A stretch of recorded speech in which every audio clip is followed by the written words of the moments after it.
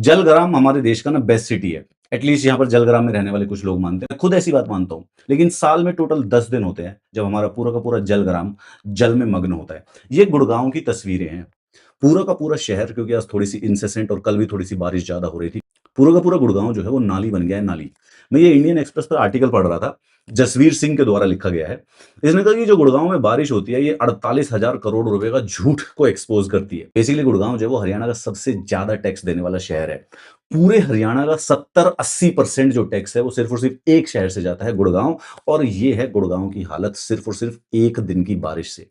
हर साल नरक बनता है गुड़गाँव जब भी बारिश होती है। ये पानी कोई वेनिस की नहर या गंगा का पानी नहीं है, ये है गंदी नाली का पानी।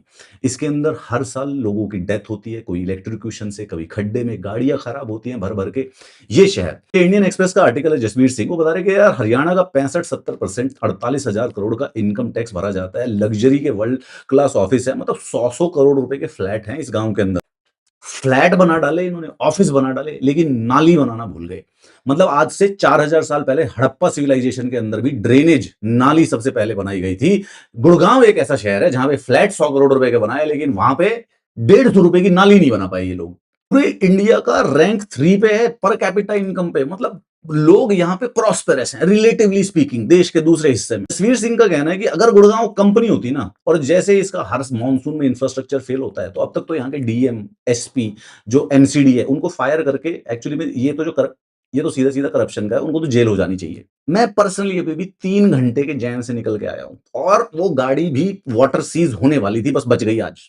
और कुछ भी ले लो, यहाँ पे कोई फायदा नहीं, ट्रैक्टर के अलावा कुछ नहीं चलता इधर। स्कॉर्पियो फॉर्च्यूनर भी फंसी हुई है 2-3 खड्डों में आज। किसी को भी बोल दो, municipal corporation, development authority, PWD, town planning, national highway authority, किसी को कुछ नहीं पता, किसी का फॉल्ट नहीं, गलती कोई किसी की मानने के लिए तैयार नहीं है।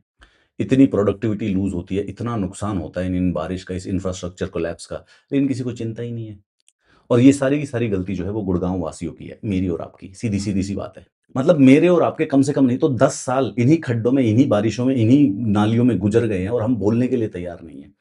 जो गुड़गाँव की इकोनॉमिक पावर है ना, एक-एक गवर्नमेंट ऑफिशियल बेसिकली इस चीज़ के लिए लायबल ठहराया जाना चाहिए कि क्या हाल कर रखा है। ये प्रोडक्टिविटी का सिंबल सेंटर बनना चाहिए था। मतलब कि वर्ल्ड क्लास सिटी बनने की actual potential, Singapore, Hong Kong, Shanghai, Tokyo, New York, London बनने की जो एक्चुअल कैपेसिटी थी जिस एरिया के अंदर, उसको गाँव, क्योंकि पीछे गाँव रखा हुआ था तो माना कि नहीं, इसको गाँव बना के रखना है, इसको ज़्यादा हाइप नहीं दे देनी।